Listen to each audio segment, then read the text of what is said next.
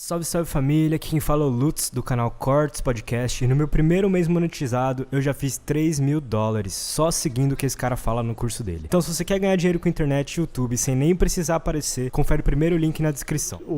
Principalmente o Supremo, né? Respeito o Supremo. Ninguém tá defendendo aqui invadir o Supremo. Claro que não. Ninguém tá defendendo ofender ministro. Deixar muito claro, né? Porque hoje em dia as coisas estão um pouco complicadas nisso.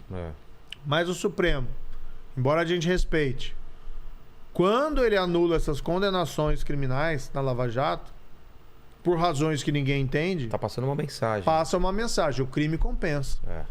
Anulou a condenação do Eduardo Cunha. Eduardo Cunha, ex-presidente da Câmara, que tinha $1,5 milhão numa conta na Suíça. Qual que era a defesa dele? Não é que o dinheiro não é meu. É que tá no nome de um trust. O que é trust? Essas estruturas corporativas para dizer que o dinheiro não é seu, mas no fundo, quem tem o dinheiro era ele, quem tinha o poder, a disponibilidade. Ele até usava uma expressão assim: eu sou o usufrutuário em vida do dinheiro, não sou o dono. Ué? Então, Nossa. enfim, mas foi condenado.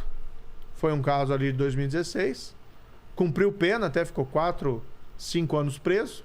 E de repente vem o Supremo esse ano, ou ano passado, e diz: não podia ter sido julgado na Justiça Federal, tinha que ser na eleitoral. Meu amigo, o que $1 milhão, $1,5 milhão na Suíça tem a ver com eleições?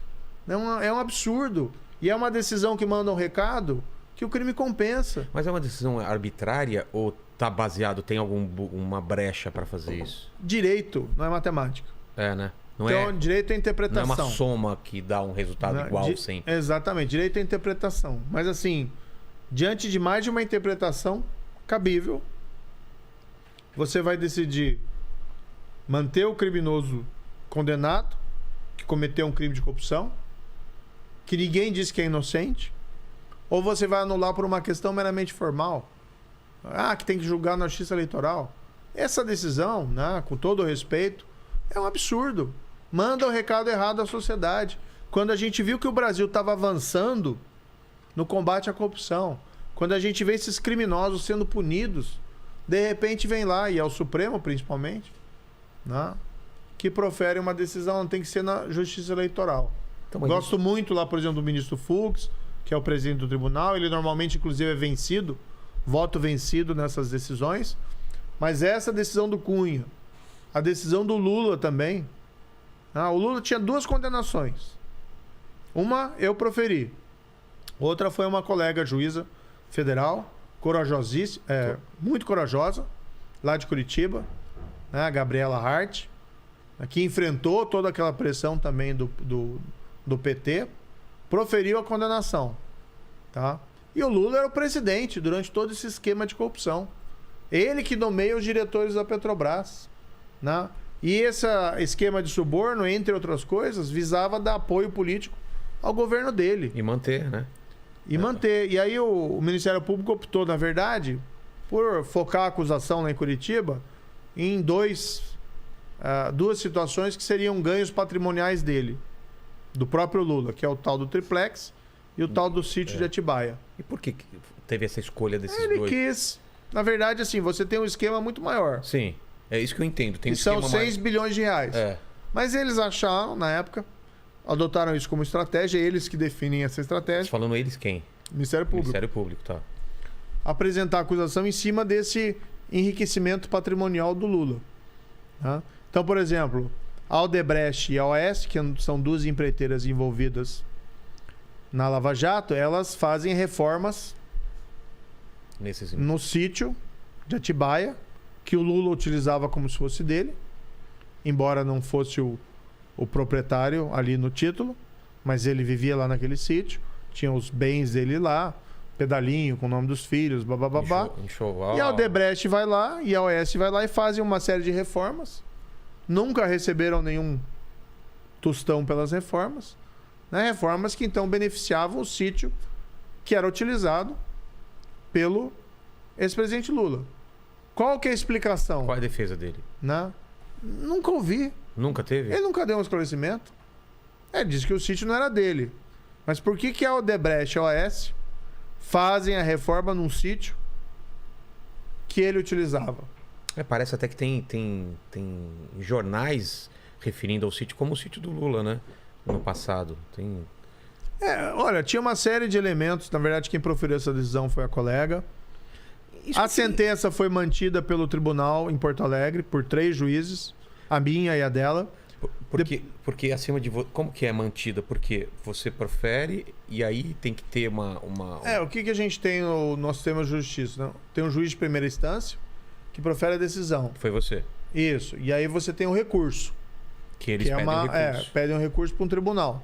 Lá em Porto Alegre. Mas jogando para outra instância ainda? Outra instância. Daí foi para Porto Alegre, o tribunal manteve. Que é a segunda instância. Segunda instância. E na minha decisão ainda o STJ lá em Brasília, que é a terceira instância, manteve. Caberia, eles poderiam mudar. Ele foi condenado. Na verdade, a condenação poderia mudar. Tá. O tribunal mudou até. O tribunal de Porto Alegre aumentou a pena. Eu tinha condenado ele a 9 anos, o tribunal puxou para 12. Aí o STJ em Brasília puxou para 9 de novo. Entendi. Né? Mas a condenação foi mantida por 9 juízes. Então, eu, 3 em Porto Alegre, 5 lá em Brasília. Aí depois veio a decisão, ano passado, que a gente viu. Como que pode? Isso que eu não entendo. Tem todo esse trabalho. E aí, parece até pra gente de um jeito mágico, tudo isso cai por terra. Então, daí ano passado teve a decisão lá dizendo que tinha que ter sido julgado em Brasília e não em Curitiba. Por causa Por que em Brasília? Qual é a justificativa? Olha, a explicação é meio longa ali. Mas assim, uma explicação técnica. É tecnicalidade, né? Entendi. Então, assim, mas assim, o próprio Supremo autorizou a prisão do Lula em março de 2018. Quando o Lula foi condenado pelo tribunal em Porto Alegre, se podia expedir um mandado de prisão para iniciar o cumprimento da pena. Expede para prender, para começar a cumprir a pena. Entendi. Que ele foi condenado. Ele tinha entrado com habeas corpus lá no STF, o Lula, para que ele não fosse preso. E o Supremo denegou. Disse, não, pode expedir um mandado de prisão. Então ele só foi preso porque o Supremo autorizou. Entendi. 3 anos depois, em 2021, no início do ano passado, o Supremo vem e diz, não era bem assim. Então assim, com todo respeito ao Supremo Tribunal Federal, essa decisão é um baita erro judiciário. Você anular a condenação por corrupção, não porque você disse que o cara é inocente.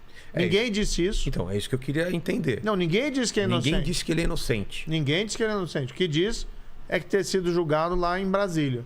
E outra história, né, do Supremo, que aí criaram essa história, que também é uma falsidade, que ele teria sido perseguido. Daí colocam na minha conta. O Moro perseguiu o Lula. Não, eu era juiz. Apliquei a lei.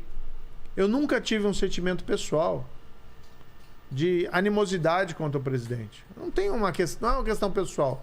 Como não era no Beira-Mar, como não era no meu trabalho como ministro da Justiça, em relação, sei lá, a Fuminho. Era meu trabalho.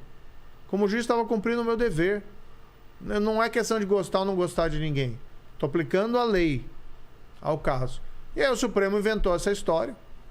Um baita erro judiciário. Respeito o Supremo, mas é uma mentira que eu teria perseguido o Lula. Não persegui nada. Tanto assim não persegui que a minha decisão foi mantida pelo tribunal em Porto Alegre. E depois foi mantida pelo STJ em Brasília. Ou seja, é pura aplicação da lei. Aí você vai verificar por que foi perseguido.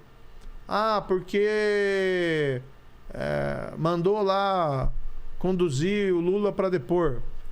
A coercitiva. Era o que se fazia na época com todo mundo. Né? Quando você vai ver o caso, não tem nenhuma razão objetiva para você dizer assim, não pesa, estava sofrendo uma perseguição. Mas não pesa depois você ser ministro do outro candidato ou não?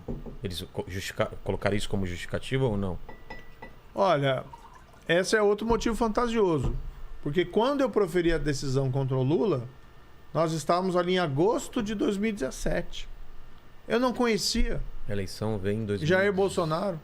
Não sabia nem quem era direito. Não, a única coisa que eu sabia é que era um deputado meio exótico. Mas assim, não conhecia. Proferi a decisão aplicando a lei. Tá? As eleições foram no ano seguinte. E o que aconteceu? Depois das eleições, eu recebi um convite do presidente, eleito, Bolsonaro, que basicamente me dizia o seguinte: quero que você seja ministro da Justiça, você vai ter carta branca e você vai poder continuar com o seu trabalho.